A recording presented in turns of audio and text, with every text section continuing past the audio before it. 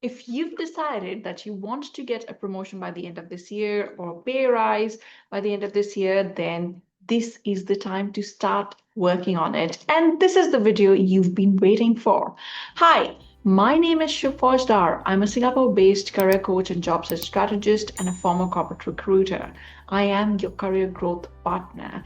I release 2 videos every week, one short video on Tuesday, nano tips, less than 2 minutes, and a longer one on Thursdays, which are deep dives. I'm also a LinkedIn top voice, so if you haven't already, please do follow me there.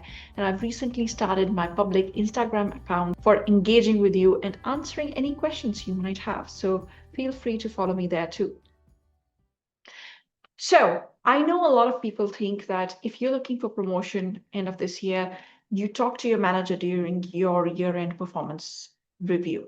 But that's already too late. These decisions are made months in advance. And if you haven't already, now is the time to start working on it. It takes 3 to 6 months for organizations to reach these decisions. So you don't want to be blindsided and then miss that promotion cycle or a pay bump cycle for the whole year. So please get to it at the moment. I'm going to share with you 5 steps you need to take to get that raise. Step number 1, you need to collect data. Look, you may have a great relationship with your manager. They may have all the intention of promoting you or being very supportive of your career growth. But until unless there's raw, hard data of how you have contributed to the company and the company's goals, you're not going to get that promotion. So the number one thing you want to do for a week or so is look at everything you've done from your last raise, not last review, last raise, because you don't live life in 6 month cycle. You may have had 2.5, 3 years since your last raise or your last big raise or promotion. Look at how you have contributed to the company. And I have a formula for you. When you're talking about the action, look at your involvement. When you're talking about the impact, look at the macro impact. Let me give you an example. Most people, when they go to the manager and are asking for promotion or putting their case, talk about only their input. So they will be talking about, I've been working tirelessly over the weekend. I've done 10 projects. I have prepared hundreds of reports. I have published these many articles. It means nothing to the company. You can spend your whole life, you give up everything else, and still they will not promote you until unless you know how to tie your input to what the business output is, what the achievement is. So you have to look at how did it contribute to the company. If you can't find a direct correlation, go to the next level. For example, you may be in marketing. Now you could say, hey, I launched 10 different campaigns for marketing. That means nothing to the company. You could be releasing a campaign every day. But if it helped in the entirety of, say, market share increase or sales revenue increase, quote that number. So I released 10 different campaigns in the last 1 year.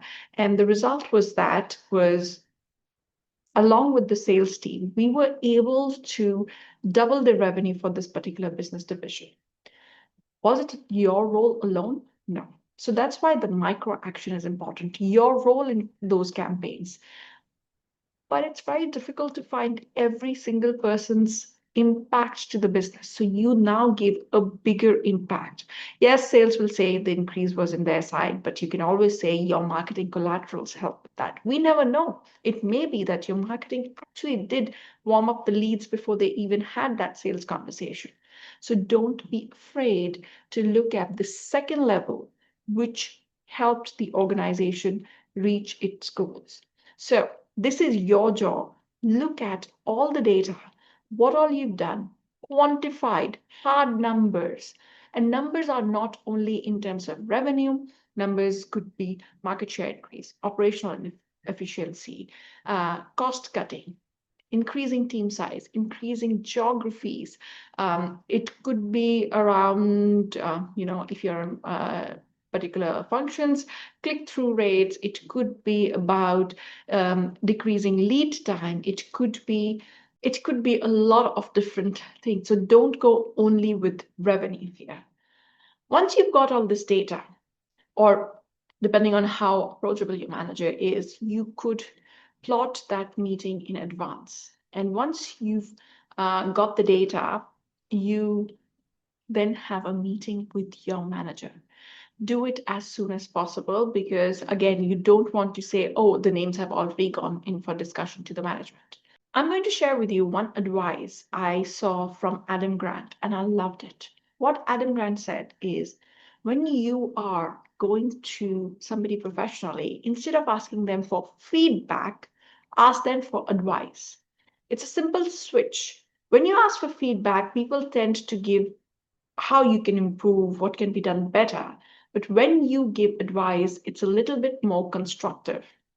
So get the buy-in of your manager. You need your manager to present your case. So go to your manager and say, hey, I'm looking for a promotion by the end of this year, but I wanted to get your advice on what do you think about my plan for being promoted to the next level?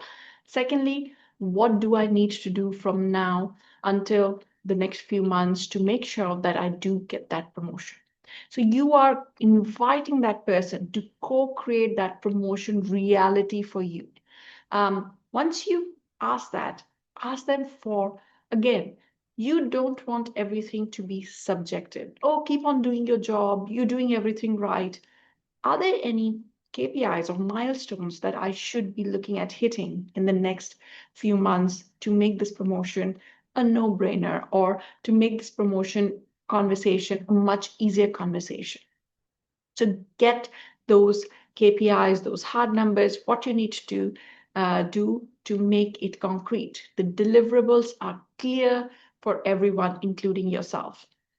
The second thing you want to ask your manager is, can you tell me what's the exact process of the promotion and who are the stakeholders who would be involved for promotion discussion at my level or for my position?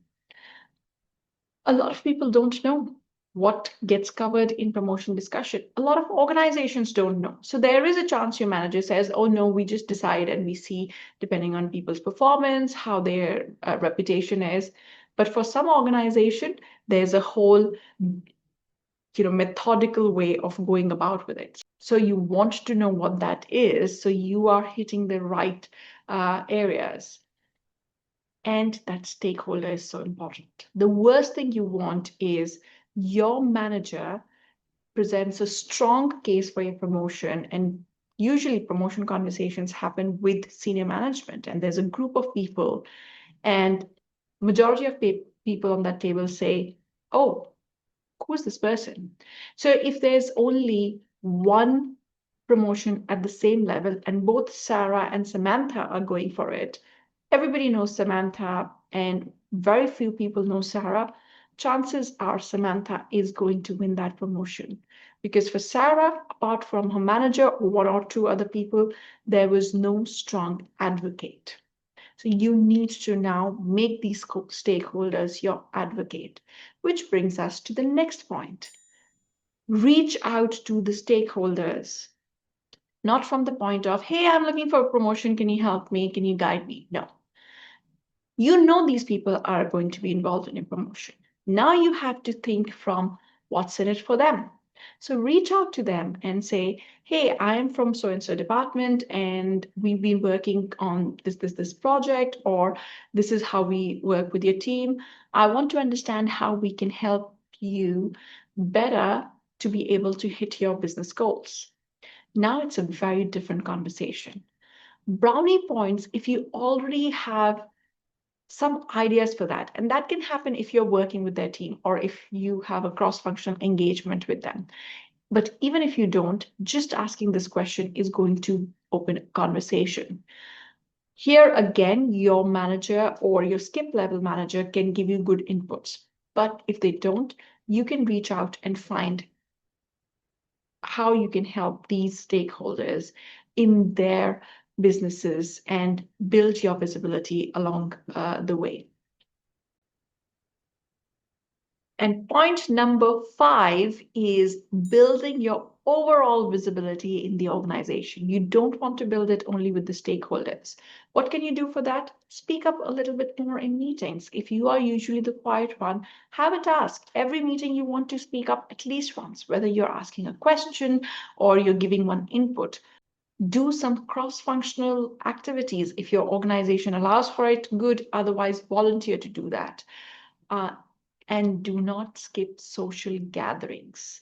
They are very important for building that trust factor as a human with these people.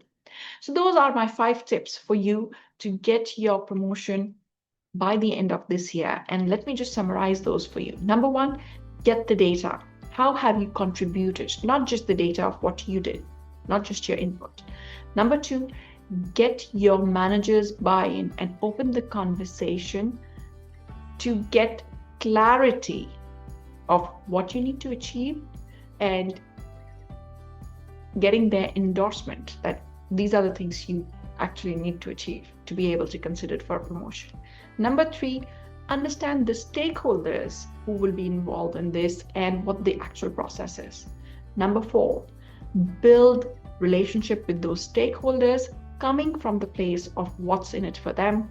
The last one is build your overall visibility in the workplace. Do not be the best kept secret.